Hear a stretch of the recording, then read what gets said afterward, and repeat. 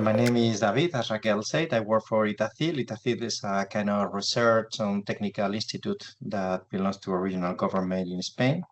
Nevertheless, we are very linked with the national government, so we are a public institution.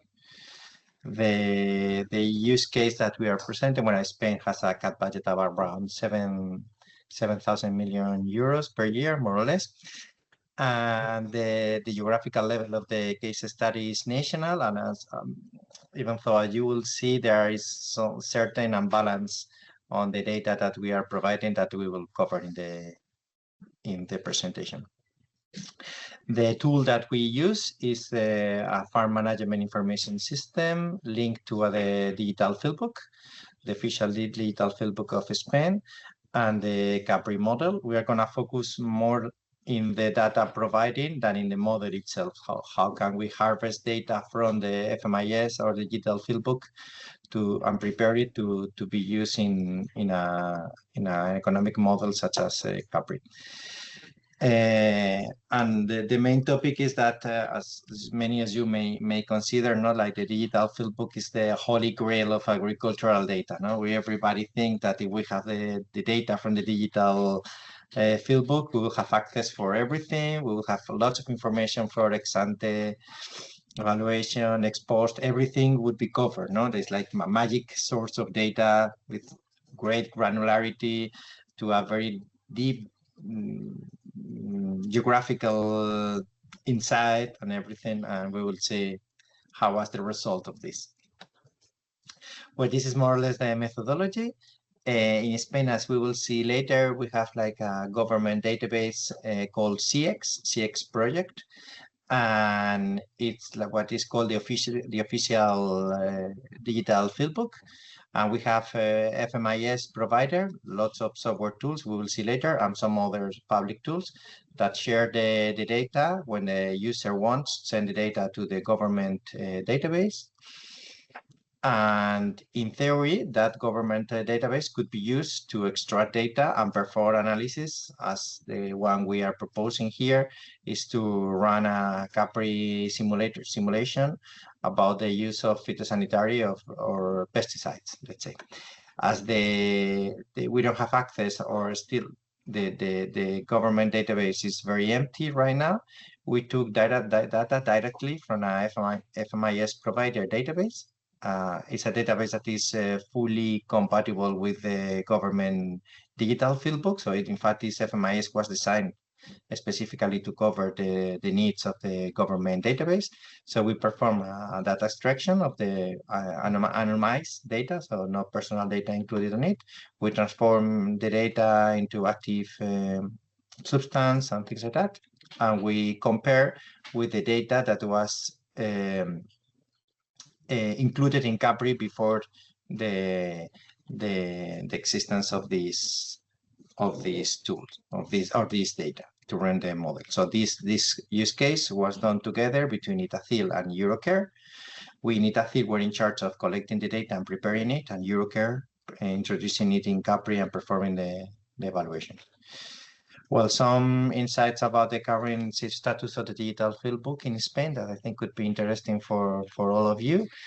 At present, the use of the digital field book is voluntary all over the country. So after farmer, in theory, it's going to be mandatory, but after farmers' mobilization, it became tentative. So farmers are not forced to send their data, or not 100% of the farmers needs to send their data, only when they are under a control, as we will see later. In theory, starting in January 1st, 2027, for all the pesticides should be reported, okay, using that digital tool. So in theory, it will be mandatory only for phytosanitary products, starting in January 2027. And as I said, farmers are no longer required to say their data, 100% of the data on a regular basis. They just need to provide it when there is an inspection in the farm, okay, linked to an inspection of pesticides or the Common Agricultural Policy conditionality. That's the current situation. So it's going to be mandatory to send it in digital, only the plant protection products when you have a control. That's the current situation. There has been this has been a development of several interfaces with a definition of schemes in JSON format, very complex, with all the farm data. So the software tools can download the farm data from the government, and they can fill up the digital field book and upload it using that JSON format. I will show you. I think I have here one example of how it is. No, I have it here. Oops. Wait a moment, just to show you the amount of data that is being collected.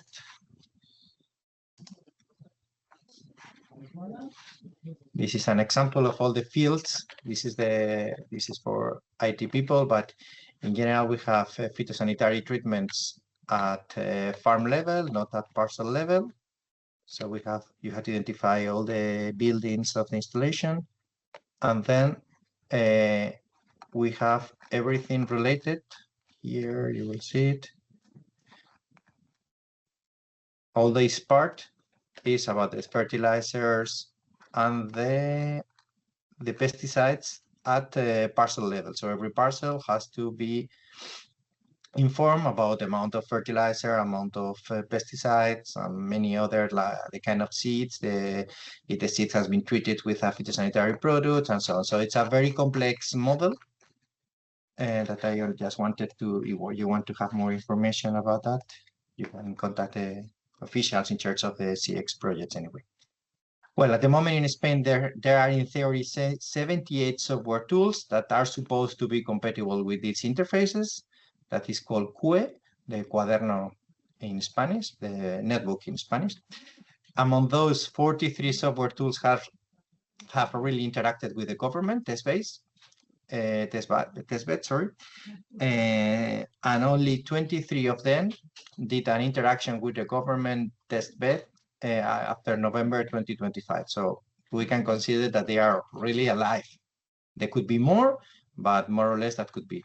And on top of that, we have 5 official tools that belong to different regional governments or group of regional governments of Spain that are provided to the farmers for free and by the government directly. This is the Commission implementing regulation, where in theory all European countries should force to receive the plant protection products applications in digital format. It was supposed to enter into force in the 1st of January 2026, and it was postponed to 1 year to 2027, and we will see what happens.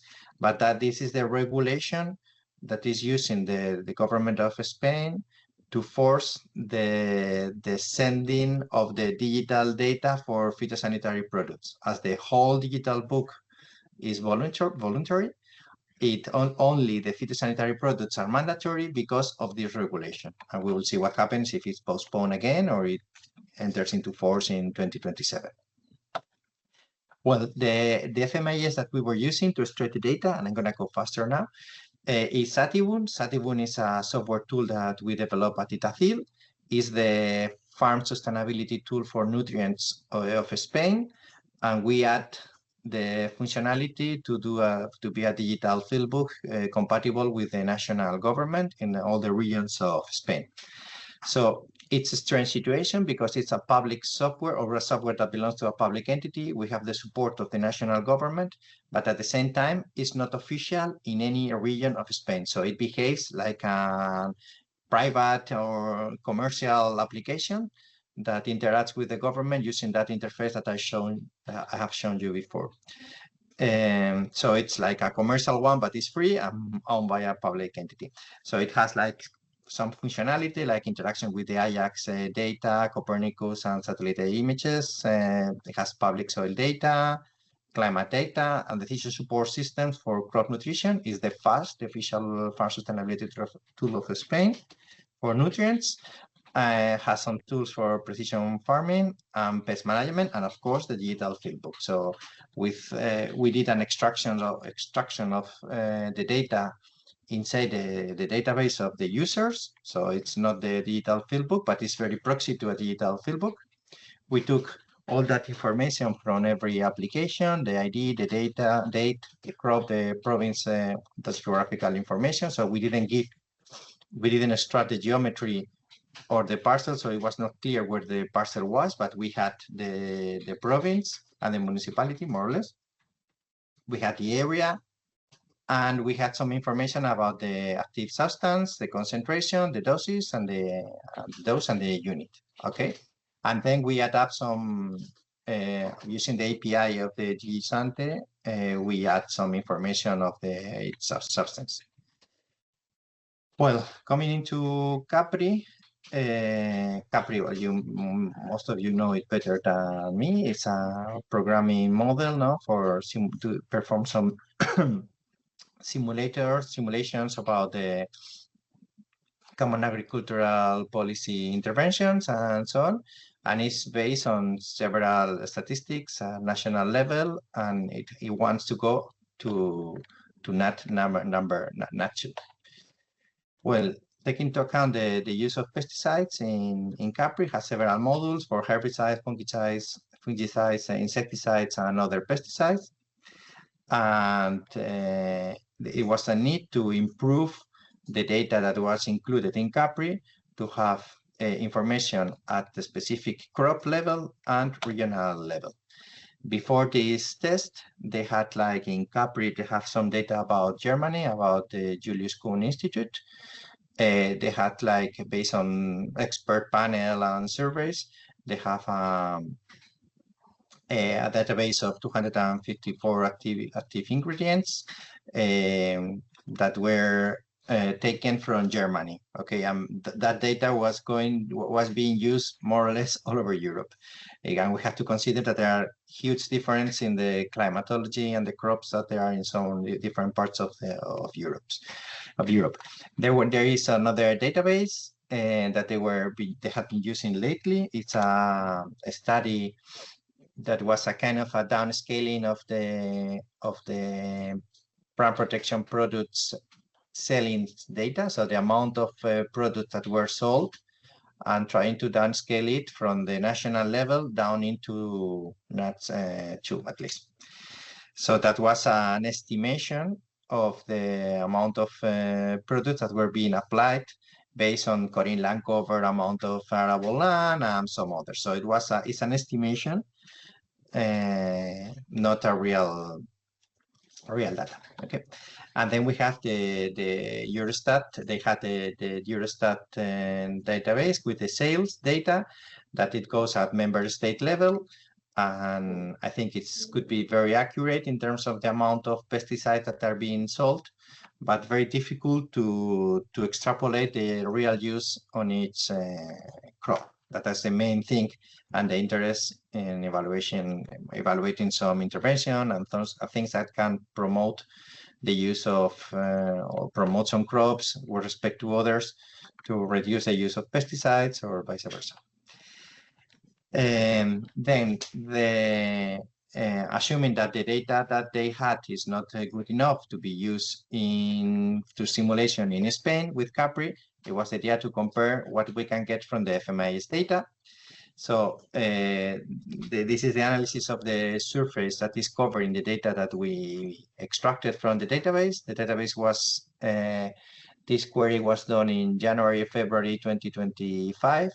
So as you can see, and as I said before, so it covers the whole of Spain, but there are some regions of Spain that have more information, especially regions towards more the north of Spain, and the more southern parts of Spain it has very low amount of data.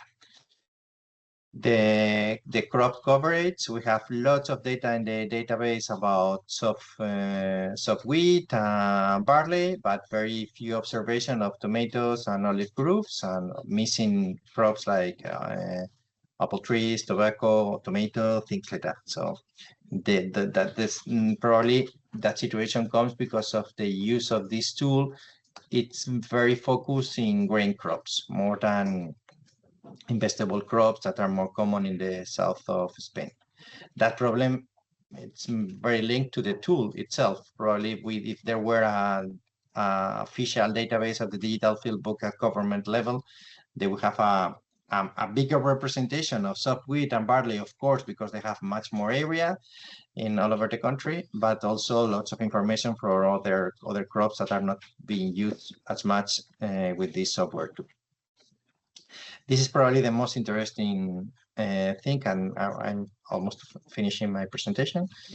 When we compare the different sources of data, the German data that was in CAPRI before from the German Institute, and accounted for a much higher use of fungicides compared to what we had in the FMIS in Spain, and a much lower amount of herbicides. So as you can see, the proportion is completely different between the data in Germany and the data taken from the FMIS in Spain. So in Spain, we have much less humidity. The harvest is much lower, for instance, in soft wheat and barley compared to Central European countries. So the climate is much drier in May and June, so there is no much need of fungicides compared to Central European countries.